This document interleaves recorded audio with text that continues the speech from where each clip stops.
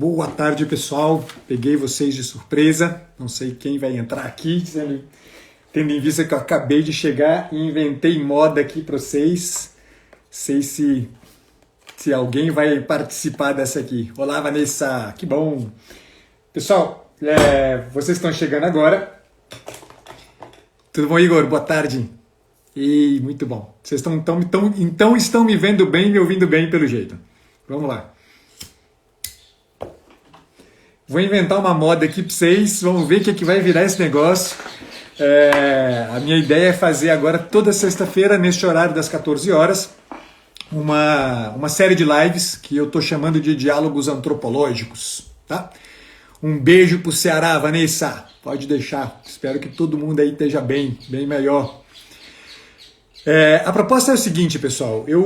Hoje eu vou mais explicar para vocês, já vou dar uma palhinha do que eu tô querendo fazer aqui com vocês ao longo de... Bom, sei lá quanto tempo vai durar isso, talvez dure para sempre, igual tá durando as lives literárias. A ideia é a gente conversar um pouco sobre antropologia, tá? Eu tenho, na verdade, me dado conta, né, de uma coisa que eu acho que é uma grande falha, e uma falha que precisa, né, ser de uma certa maneira resolvida. Né? Eu não acho que é uma falha que a gente vai resolver simplesmente, então vamos lá, alôs para Paraíba e para Ribeirão Preto. Não vão ser essas dificuldades, né, essas grandes lacunas que eu tenho notado, elas não vão ser resolvidas apenas, né, enfrentando a coisa de uma perspectiva acadêmica, né? Apesar de eu entender que sim, a gente precisa chegar lá na academia com certeza, né? E começar a mudar muito deste padrão que a gente tem assistido aí hoje em dia. Ô, meu amigo Thiago, grande, Mato Grosso do Sul. Eita, mas tá cheio de gente aqui. Oh, ma anche la Italia, va bene, un bacione a tutti voi. Muito bem, chega de mandar abraços. Ó, o Joab, puxa, só tem gente chique aqui, caçarola. Eu não sabia que nesse horário era bom, não, hein? Só gente de peso, olha que coisa legal. Dona Cristiane, um abraço pra você, fica com Deus aí. Seu filho esteve aqui ontem. Chega, né, pessoal? Chega puxa vida, não, é verdade, Thiago. Um abraço especial, Cristiane. Feliz aniversário. Deus abençoa. Você fez um serviço bem com esse cara aí, viu? Esse é o maior fruto da tua vida. Muito bom. Não, tem os outros, tem o irmão também, vai, pelo amor de Deus. Mas vamos lá, deixa eu contar para vocês então qual que é a proposta. Então a ideia é a gente poder, como eu estava dizendo, de uma maneira, trazer uma contribuição para que a gente possa vencer este que eu entendo que seja um problema muito importante para nós na cultura moderna, né? A ausência de uma compreensão adequada do que é a pessoa humana. Né? Então a gente tem hoje em dia, né, um conjunto né, hoje em dia na internet, graças a Deus, a gente tem qualidade de produto, né, qualidade de conteúdo, desculpa, né, a palavra certa é essa, que certamente é algo para que a gente possa levantar as mãos para os céus e agradecer todos os dias. Né? Algo que gerações anteriores não tinham a oportunidade. Né? Então, de uma certa maneira, é bem verdade que hoje a gente está começando a se dar conta, um pouco mais claramente, de algumas dificuldades. Né? Dificuldades, sobretudo, quando a gente começa a falar de temperamento, quando a gente começa a falar de camadas da personalidade, quando a gente começa a seguir alguns perfis de psicólogos, né? E a gente vai começando a se dar conta de que, opa, pera lá, né? Tem alguma coisa que está faltando aqui ainda, né? Certamente toda a contribuição que a gente tem visto aí e aquilo que a gente tem assistido, né, pululando aí para tudo quanto é lado na internet é muito bem-vinda. Mas eu entendo que há um aspecto cultural que a gente precisa intervir nele, né, e intervir nele mais incisivamente. Né?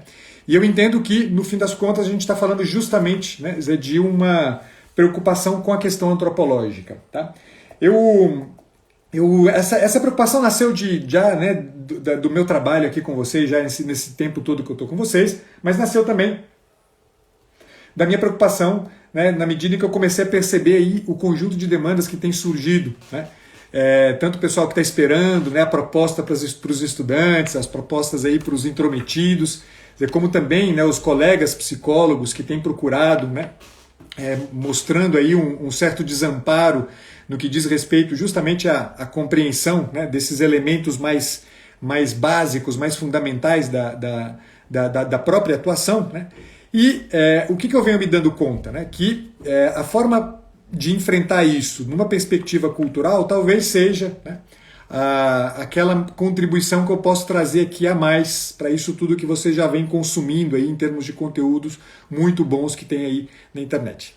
E tudo isso nasceu, né, como eu estava dizendo para vocês, destas preocupações, mas também de dois textos que eu comecei a retomar de uns tempos para cá, né, e que me iluminaram um pouco, né, a pensar a ideia de trazer estes diálogos antropológicos para a gente poder conversar toda sexta-feira, depois do almoço, todo mundo de barriga cheia, a gente poder conversar um pouquinho. O primeiro texto, na verdade, é um texto que eu recomendo vivamente que todos aqueles que tenham algum interesse em entender um pouco, né, o lugar que o tema, né, da antropologia pode ocupar, né, no cenário cultural moderno, que é a encíclica Redemptor Hominis, né, o Redentor do Homem, do João Paulo II, que é a encíclica programática do pontificado de João Paulo II. Ah, Pacheco, você vai falar de igreja? Não, pessoal, vejam, trata-se de um documento pontifício, é bem verdade, é um documento eclesial, é bem verdade, mas o que está aqui, para além de todas as questões que vocês poderiam, né, imediatamente alguém poderia, né, se opor, né, pensando aqui, oh meu Deus do céu, né, você vai falar de religião agora? Não, a grande questão que está aqui é que o João Paulo II, que na verdade aqui, para além do fato dele ser o pontífice, né, tinha acabado de ser eleito, alguns meses antes ele tinha sido eleito, para além disso, o João Paulo II é um grande filósofo, né, certamente um dos filósofos mais importantes do século passado, um fenomenólogo importantíssimo, e um fenomenólogo que teve como foco de atenção, né, fundamental ao longo, né, de toda a sua carreira como pensador e mesmo o período do seu pontificado, ele teve como foco fundamental justamente a figura do homem. Né? Um dos trabalhos mais importantes do Karol Wojtyła, né, que é o Papa João Paulo II, se chama Pessoa e Ato. Né? E essa é certamente, né, uma questão que perpassa todo, né, o conjunto de documentos que João Paulo II, né, publicou ao longo do seu pontificado, um longuíssimo pontificado. E esta, como é a encíclica programática dele, né, ou seja, é a encíclica na qual ele traz à tona o tema da antropologia como o tema fundamental para se pensar o século que estava para vir. Né? Então ele escreve esse texto justamente pensando no século XXI que estava chegando. Chama-se Redemptor Hominis, ou o Redentor do Homem. Vocês encontram isso no site do Vaticano, tá? Em PDF, de graça, todas as encíclicas do Papa João Paulo II, todas as encíclicas de todos os papas estão lá disponíveis. Então vocês não precisam comprar, está lá disponível no site do Vaticano. Então, aqui ele lança a mão, né, da ideia justamente de a gente retomar o lugar do homem, né? Mas uma centralidade do homem que não é aquela centralidade do humanismo, né? Do século XVI, né, século XV e XVI, é uma centralidade que tem como foco justamente a pessoa e não o homem entendido como suas capacidades. Né? Mas então o tema aqui é de fato, né, uma antropologia focada na pessoa e que me trouxe, né, algumas reflexões importantes, sobretudo porque, como eu disse para vocês, né, a encíclica dele programática tinha como ponto de meta, né, tinha como horizonte de atuação justamente o século XXI, no qual estamos nós aqui. Então, é um texto atualíssimo, né, apesar de ter sido escrito em 79, né, já se passaram aí praticamente 40 anos, né, mais de 40 anos, para falar bem a verdade, né, mas é muito atual como perspectiva. Né? Então, eu vou, de uma certa maneira, trazer à tona algo das críticas, né, que o Karol Wojtyła, né, o Papa João Paulo II, traz aqui, né, e, sobretudo, focar na ideia de uma compreensão mais completa, mais bem enfim, uma compreensão integral, né, do que é a pessoa humana. Tá? O outro texto é um texto de um filósofo, um teólogo, na verdade, polonês, né, por incrível que pareça, também polonês, como Karol Wojtyła era polonês, chamado Stanisław Grigel. Tá? O Stanisław Grigel era um grande amigo de Karol Wojtyła. Salvo engano, ele foi, por um tempo, o secretário particular do Papa João Paulo II. É um teólogo de mão cheia, um teólogo muito pouco conhecido, aliás, né? Mas é um teólogo de mão cheia. Salvo engano, ele ainda está vivo, posso estar errado. Se está vivo, está bem velhinho. Este material que eu estou usando é um material que é um curso de antropologia, né? Que o Stanisław Grigel deu na Universidade Lateranense, onde ele era professor, não sei se ele continua sendo, tá? Então depois eu posso me informar melhor e trazer isso para vocês, essa informação. Então, com base nesses dois textos aqui, e com base sobretudo nos estudos que eu venho fazendo, né, da Edith Stein, em especial do texto, né, A Estrutura da Pessoa Humana, que eu já andei dando umas palhinhas para vocês aí em feeds, né, em posts que eu coloquei no feed passados, eu pensei que estava na hora da gente começar, né, a enfrentar de uma forma um pouco mais consistente a ideia justamente, né, de uma antropologia. Porque na medida que a gente começa a entender o que é a pessoa que eu sou, tanto mais a gente consegue tirar um proveito adequado desse conteúdo a que eu me referia no início da live, né, que está disponível hoje aí a mãos cheias, né, para todos os lados. Hoje só não consome conteúdo de qualidade quem não quer, né? Só o camarada que resolve ficar vendo, né, foto de comida, que pode passar a vida inteira vendo foto de comida, né? Camarada que quiser ver bunda de mulher e homem forte pelado, vai encontrar aqui conteúdo para passar uns 30 anos, né, vendo. Mas, né, há hoje em dia um conteúdo de qualidade que, na carência destes fundamentos, né, certamente vai ser menos aproveitado. Tá? O que eu quero é dar para vocês a chance de vocês, tendo como perspectiva, né, uma compreensão adequada do que é a pessoa humana, tá?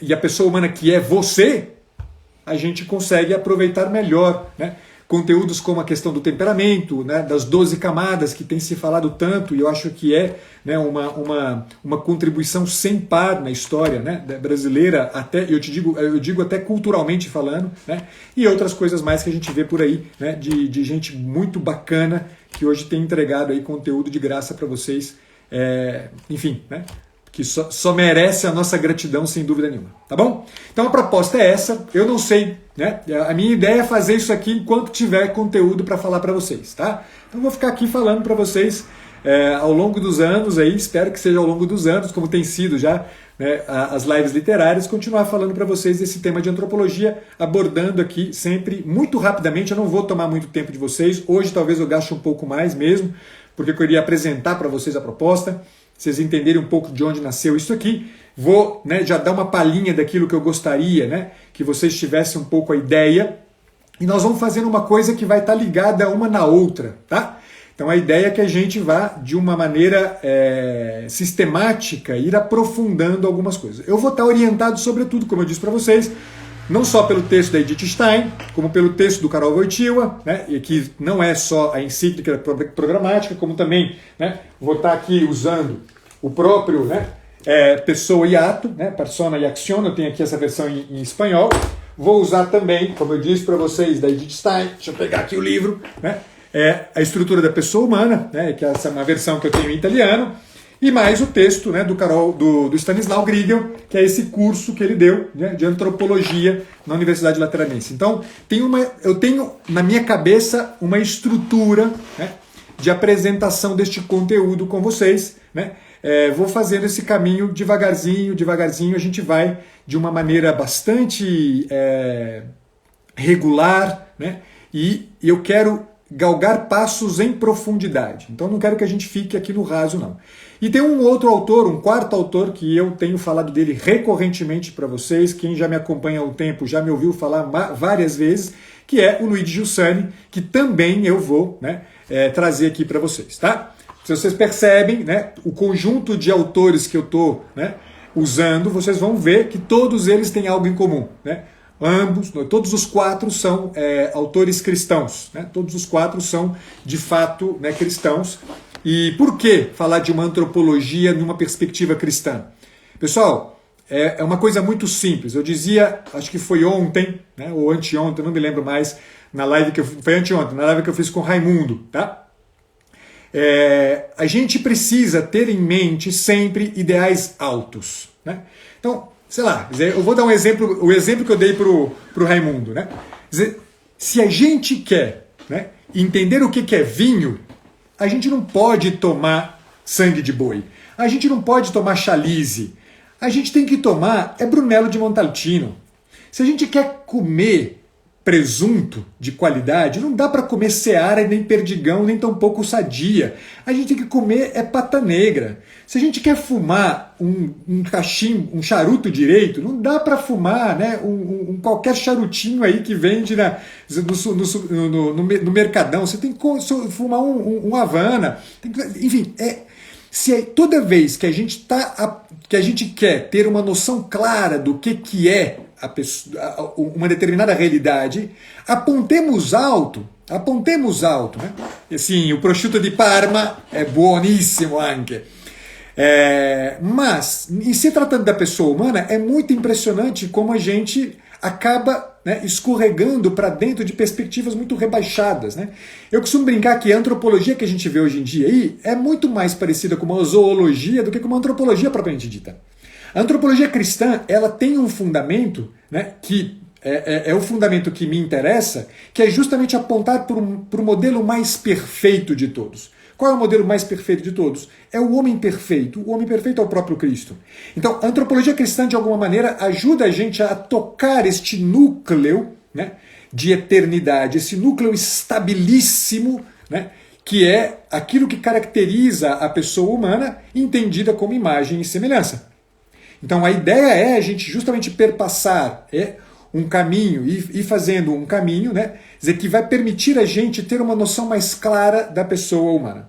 Mas eu não vou ficar aqui falando de religião para vocês. Eu vou falar para vocês, no fundo, de uma perspectiva alta que aponta o dedo inevitavelmente para algo que a gente não vai ter outro jeito de chamar, se não chamar de perfeição, se não chamar de, portanto, né, Deus, o mistério perfeito. Tá? Mas o que isso tem a ver, né, com a gente? Tem a ver, né, parto do pressuposto que somos imagem e semelhança. Isso aqui é o ponto de partida da nossa conversa. Tá? Tenho certeza que, para aqueles que quiserem, vão tirar um proveito gigantesco da proposta. Tá bom? Eu vou começar, então, já colocando aqui engrossando o caldo da nossa conversa, né? Vou começar com uma na verdade, com duas provocações, uma provocação que o Stanislaw Griegel faz e uma provocação que o Karol Wojtyła, né, faz nesse texto da encíclica programática do pontificado dele, né, como João Paulo II. E é o seguinte, né, o Stanislaw Griegel diz o seguinte, olha só, com efeito, é preciso reabrir a questão antropológica. E isto só é possível, diz ele, na medida em que a gente faça um balanço crítico da cultura moderno-contemporânea. E aí o que ele fala? Esse balanço crítico da cultura moderno-contemporânea leva a gente ao quê? Trata-se, a cultura moderno-contemporânea, trata-se de uma cultura que pretendeu fundar o homem e o valor prescindindo da dimensão religiosa da existência. E reconduzindo exclusivamente o valor e o homem, né, ao poder intelectual e moral, e, portanto, técnico-científico. Para quem é psicólogo e que está aqui, ou quem é estudante de psicologia, há de, né, convir comigo que esta é uma das questões, talvez, das mais impressionantemente trágicas, né, da formação do psicólogo hoje. Mas falo do psicólogo porque eu sou psicólogo e, portanto, né, eu senti na carne, né, e vejo hoje em dia tantos colegas, como eu dizia no início, desamparados dessa perspectiva. Eles não sabem o que fazer. Né? Por quê? Porque no fundo, né, qual é o horizonte para o qual aponta hoje, né, falando da psicologia, para o qual aponta a psicologia? Para um horizonte, né, no qual o que está em jogo é o poder intelectual e moral e, portanto, técnico-científico. É assim que a gente resolve tudo. Né? Se tem fundamento científico, está tudo ok para a gente. Se tem fundamento técnico, está tudo ok para a gente. Mas pera lá, né? É só isto? Né? É só isto? É claro que não. Tá? Sérgio, a encíclica é o Redentor do Homem, Redemptor Hominis. Tá? Então essa é a primeira provocação, né? Vamos olhar um pouco para a nossa cultura, né? E vamos, sobretudo, e isso aqui para mim é fundamental, pessoal, eu vou falar disso em todas as lives destes diálogos antropológicos. A questão sobre o que é a pessoa humana não pode ser encarada por cada um de nós como uma questão conceitual. Quem resolver se dedicar, se debruçar sobre o tema da antropologia numa perspectiva conceitual, vai se estrepar. Por que vai se estrepar? Porque é exatamente contra um poder intelectual que reduziu o homem e reduziu os valores a questões meramente de caráter intelectual que nós estamos propondo isso aqui. Então, o negócio não é a gente ficar aqui fazendo punhetagem conceitual e intelectual. Mas eu não quero isto, eu quero uma outra coisa. Então, o ponto de partida é você. Olha para você e começa a sinceramente se ocupar desta questão. Afinal de contas, quem é a pessoa que eu sou? Quem é a pessoa que eu sou? Então este é o ponto de partida, né? Então isso aqui, guardem isso por favor, né? Porque a gente vai vencer, né, este poder intelectual, moral, técnico-científico e justamente conseguir fazer este, né, balanço crítico da cultura moderna se eu começar a perceber como eu ajo inúmeras vezes exatamente assim. Como? Quer dizer, eu tenho uma compreensão de mim mesmo, eu digo o que eu sou a partir do quê? Do poder intelectual, do poder moral, do poder técnico-científico. Quer dizer, é contra isso que a gente tem que lutar. Mas eu não tenho que lutar contra isso com o meu amigo, com o meu irmão, com o meu cliente. Eu tenho que lutar contra isso em mim mesmo. Essa é uma luta que se passa aqui dentro. Que se passa na forma como cada um de vocês está, né, de fato, atento e sobretudo, né, ciente, né, do que é o propriamente pessoa em você. Esse núcleo, né, que define você como pessoa e não define você como um rato ou uma samambaia. Beleza? A segunda provocação, e aí na sequência eu já vou lançar aí para vocês, vou colocar no colo de vocês uma batata quente para até a próxima sexta-feira para vocês pensarem nisso aqui. Vou tentar sempre trazer uma provocação que deixa vocês um pouco aí, né, refletindo, pensando a respeito, para que a gente possa fazer um trabalho com essa característica que eu acabei de dizer para vocês. Uma característica muito mais vou usar esse termo, apesar de ele escorregar para dentro de alguns erros, né? Quer dizer, existencializar o máximo possível, tá? Os conceitos sobre os quais a gente vai se debruçar. Tá? Eu quero que cada um de vocês olhe para a própria experiência, né? E descubra conceitos altíssimos, né, dentro da sua própria experiência. Beleza? A segunda provocação está lá na carta encíclica, né, do João Paulo II, na Redemptor Hominis. Ele diz o seguinte, né, numa determinada altura, quando ele está justamente discutindo a questão do progresso científico a que o homem, né, do século XX havia chegado. Eu vou ler, é um parágrafo um pouco mais... Eu vou ler a partir daqui, ó, tá?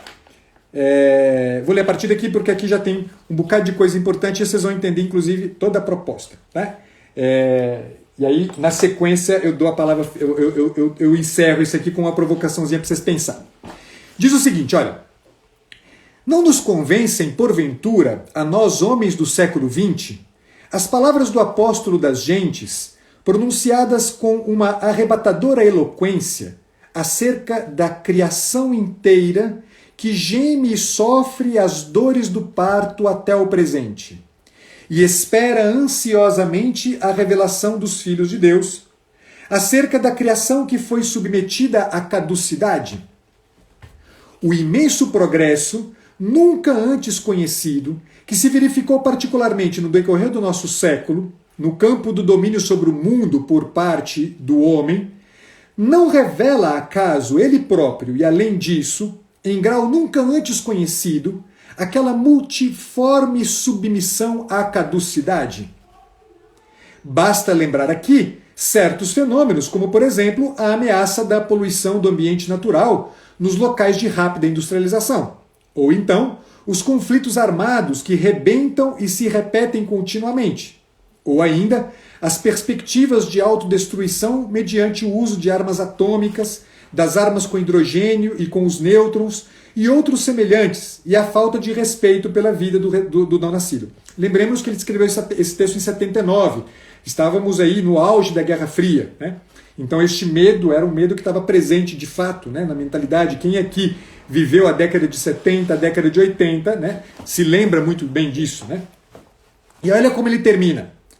O mundo da época nova, o mundo dos voos cósmicos, o mundo das conquistas científicas e técnicas, nunca alcançadas antes, não será, ao mesmo tempo, o mundo que geme e sofre e espera ansiosamente a revelação dos filhos de Deus?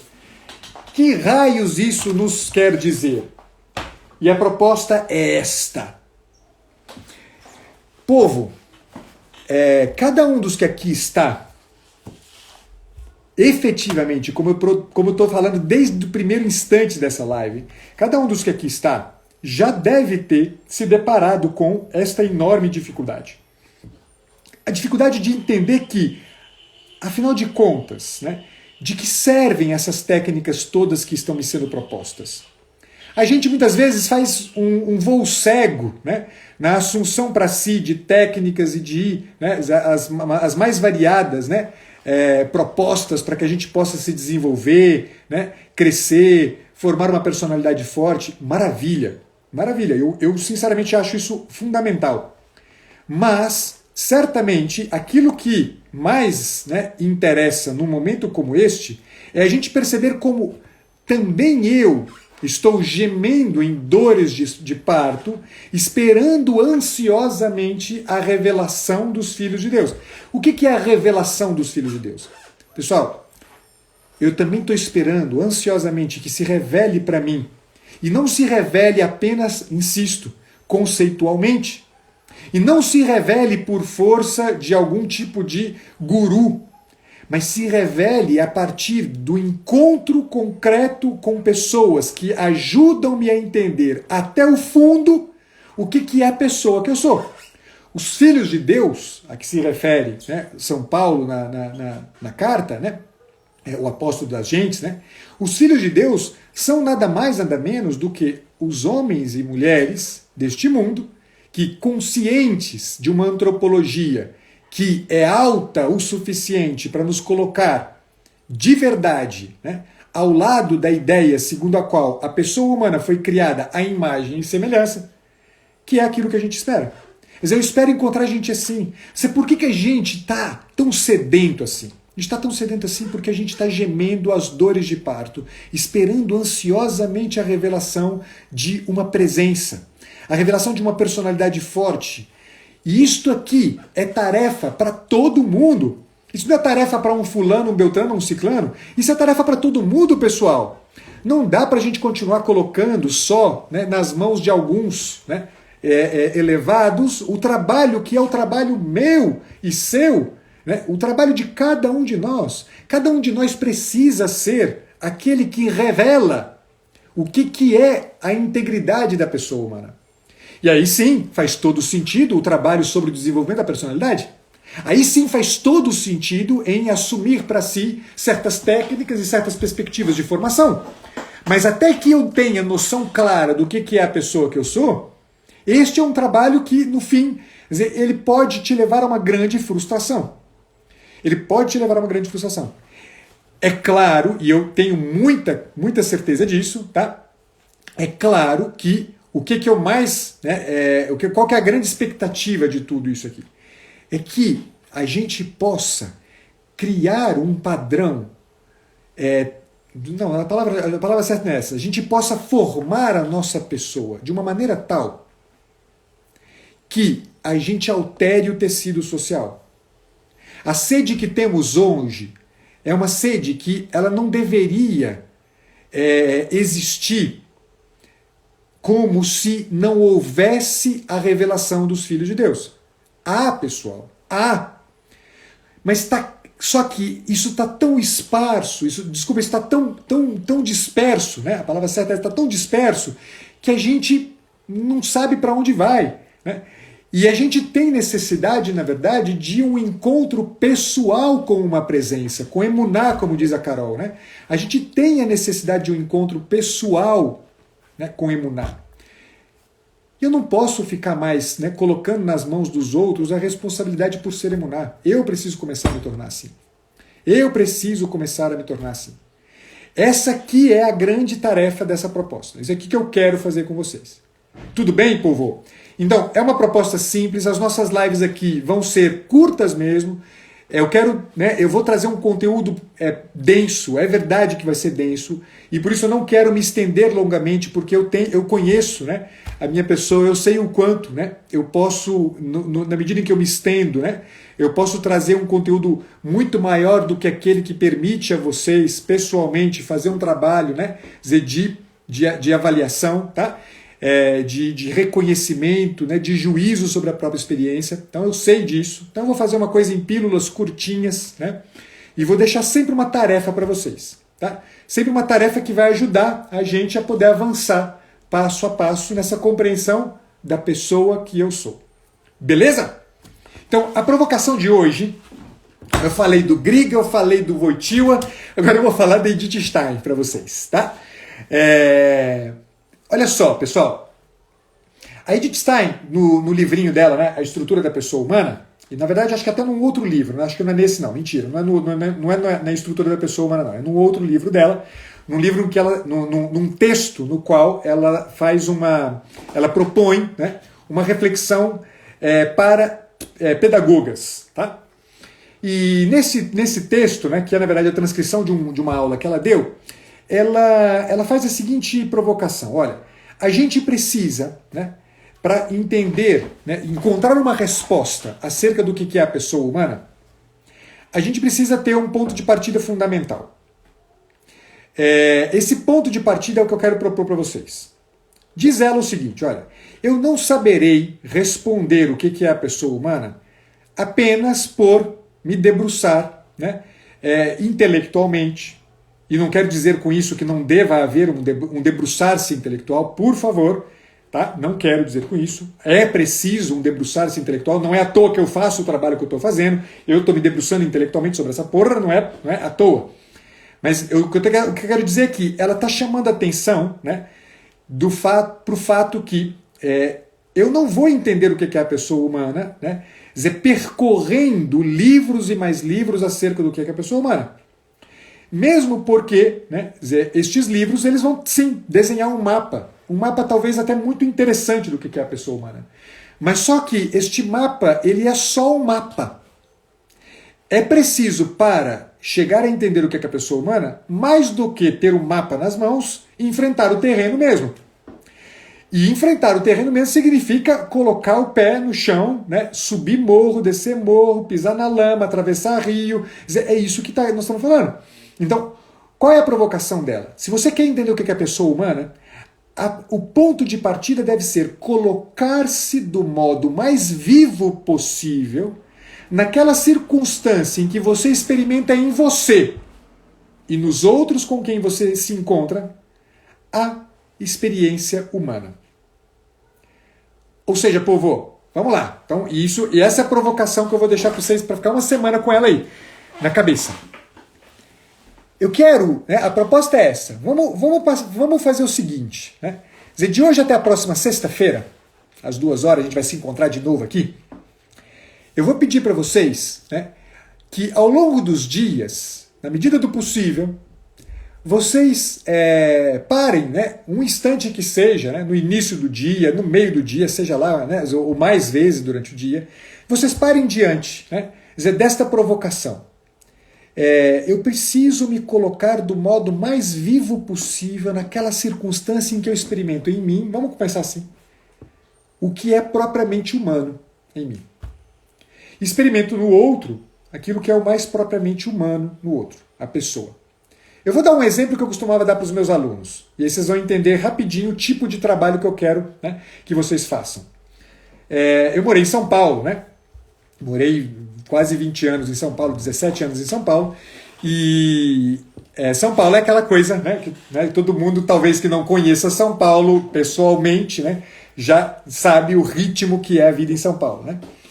E é muito frequente, né? Hoje em dia isso acontece com ainda mais, né, mais recorrência por conta de um certos padrões de automatismo, né, que foram sendo criados, né, para que aquela cidade daquele tamanho, né, monstruosa, funcione. Né? É muito comum, né, que o camarada que vai lá no metrô, né, vai ao metrô, vai pegar metrô, né, e aí ele enfrenta a fila para comprar o bilhete do metrô, né, e aí tem lá o guichezinho, né, o guichê tem um vidro, né, uma bolinha no meio do vidro, né, e uma rampinha, né, no soalho do guichê, né. Você enfia sua moeda ali, né, e sai de dentro do soalho, sai lá o seu bilhete. Né? É muito comum que o camarada que vive de tal forma automatizado na dinâmica corrida daquela cidade, é muito comum que ele entre naquela fila, né, chegue na beira do guichê, não olhe para quem está do outro lado do vidro, simplesmente coloque um par de moedas no soalhozinho, fala mecanicamente um bilhete único, e o camarada lá dentro simplesmente recolhe as moedas e enfia de volta. Quer dizer, algo que, né? Quer dizer, o que está em jogo nesta relação? É uma relação no qual eu estou exatamente fazendo o quê? Eu estou vivendo a experiência humana na perspectiva de um poder técnico-científico, por incrível que possa parecer. Por quê? Porque ali, naquele contato que não existiu, né? Quer dizer, eu não estou lidando com um tu, eu estou lidando com um isso. Quer dizer, que haja ou não haja uma pessoa do outro lado do vidro, para mim não faz diferença nenhuma. É como se eu tivesse me relacionando com uma máquina. Os guichês hoje automáticos que tem lá. Eu enfio umas moedinhas e sai o bilhete também. Quer dizer, é como se eu estivesse agindo da mesmíssima forma que eu ajo com uma máquina. Ou seja, ali falta eu me colocar do modo mais vivo possível na circunstância em que eu experimente em mim a pessoa humana que eu sou, e falta me colocar do modo mais vivo possível na circunstância em que eu experimento no outro a condição humana que está diante de mim. Sacaram? A gente faz isso o tempo inteiro, povo. A gente faz isso o tempo inteiro. A gente faz isso quando a gente está lá, né, o psicólogo que está aqui e que está sentado lá na cadeirinha dele atendendo o cliente e que não olha mais para aquela pessoa. Por quê? Porque ele não está se colocando no modo mais vivo possível na condição na circunstância em que ele experimenta nele mesmo a pessoa dele. Ele está se colocando na condição de um profissional técnico. A gente faz isso quando a gente está em casa, né, senta à mesa, come a comida que a esposa fez, que o marido fez, que a mãe fez, e acha que a comida brotou do prato. Não é que a gente pensa magicamente, mas a gente não vive aquilo como uma experiência humana. A gente vive aquilo como um mecanismo. A gente está o tempo inteiro vivendo a vida como um mecanismo. E aí, a gente vai lá no perfil do Dr. Ítalo, assiste uma live porreta do cara, né? O cara dá um monte entrega um monte de conteúdo de qualidade. O que você faz? Você mecaniza a coisa.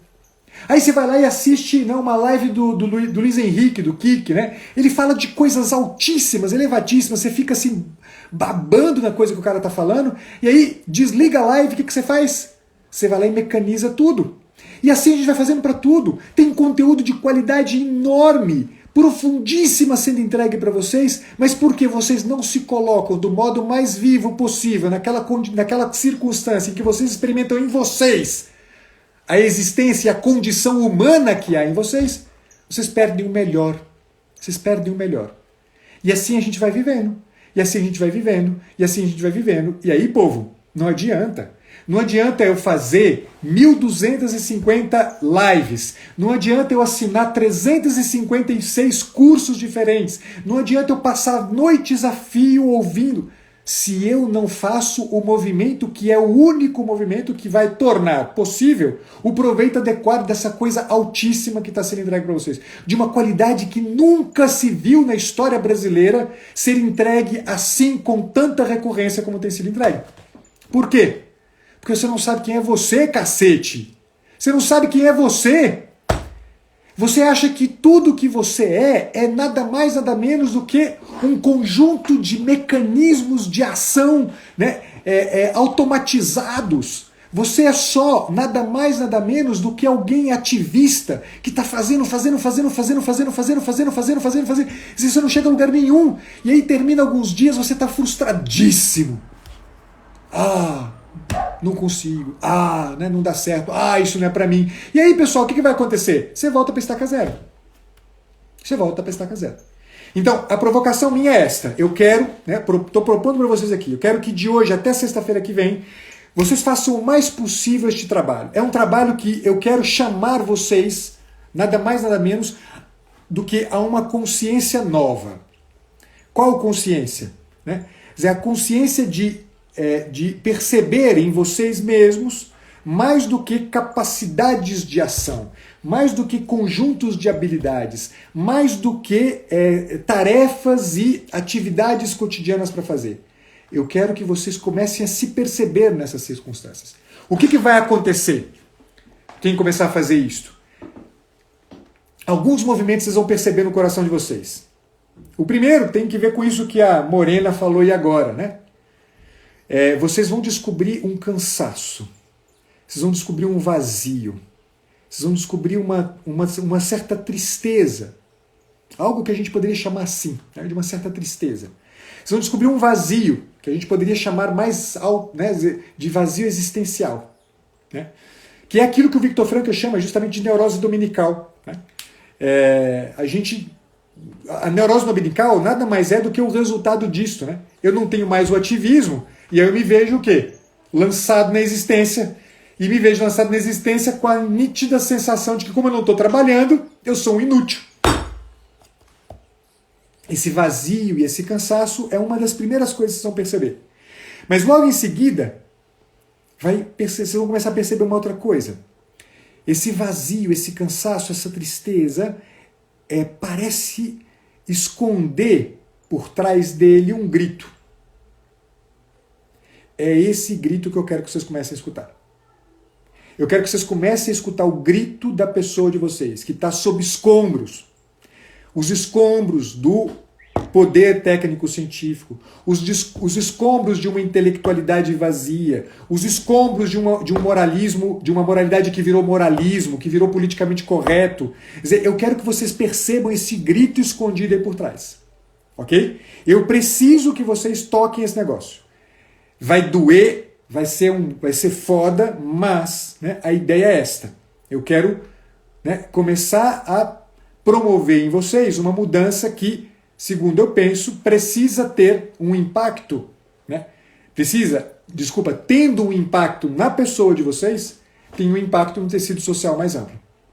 Porque aí, aquilo tudo que eu falava no início, a humanidade gemendo em dores de parto, ansiosa para encontrar a revelação dos filhos de Deus, vai começar a acontecer em você.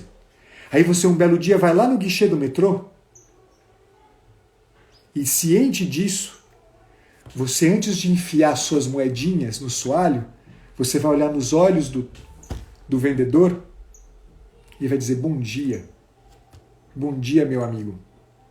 Você pode me fazer a gentileza de me dar um bilhete? E ele, comovido, vai puxar suas moedas e vai olhar para você e vai te devolver o ticket e vai embora para casa naquele dia dizendo: porra, alguém viu que há em mim mais do que uma máquina escondida atrás de um vidro. É disso que as pessoas estão sedentas. As pessoas estão gemendo em dores de parto, ansiosas para encontrar a revelação dos filhos de Deus. Você, nego, tem a obrigação de ser a revelação dos filhos de Deus para quem hoje está gemendo as dores de parto, ansiosamente esperando que alguém olhe para ele e diga: há uma pessoa aí. Só que você não sabe a pessoa que você é, imbecil. E aí você está perdendo o seu tempo, cara. Você vai morrer como um idiota. Não pode. Você não pode. Entenderam? Povo, A ideia é essa, eu avancei 15 minutos aqui a mais do que eu queria, as lives vão ser curtinhas mesmo, eu vou fazer o possível porque o conteúdo vai ser bem sintético, pequenininho, porque eu quero dar trabalho para vocês, tá bom? Quem quiser ter trabalho, saiba que assistir as lives Diálogos Antropológicos vai ser para ter trabalho, tá? O proveito só será reconhecido em cada um de vocês, na medida em que cada um de vocês se propuser, sinceramente, a levar a termo a proposta que eu vou fazer, tá? É claro que quem quiser só consumir o conteúdo, beleza, ótimo, né? Não tem problema nenhum, tá aqui para isso, eu tô aqui para isso mesmo, tá? Não vou ficar medindo nem fazendo prova, não, tá? A ideia é que eu quero oferecer para vocês um recurso legal para que vocês possam começar a andar um pouco mais, né? Na vida, com a capacidade de tirar proveito e ter impacto na vida, né? A gente precisa ter impacto histórico nas pessoas, povo. A gente precisa começar a ter impacto histórico. Isso já passou da hora, tá bom? Povo, um beijo pra vocês. Semana que vem, só lembrando, semana que vem, dos dias 1º ao dia 5, vai começar lá aquela série de lives especialíssima, tá?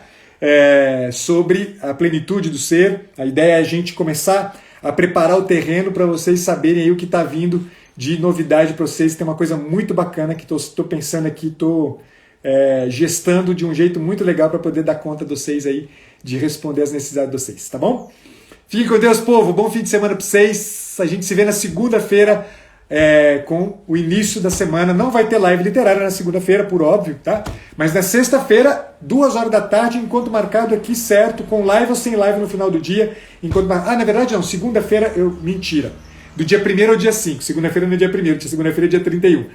Dia 31 eu tenho uma live com o Fernando, tá? Que é o início lá, é a pré-imersão Rota 2020, tá? Então não tem live literária mesmo, mas não vai ser o início da semana de lives. A semana começa no dia 1º, vai até o dia 5, sábado. É isso, povo. Chega. Te falei demais na coisa de vocês. Fiquem com Deus. Até breve.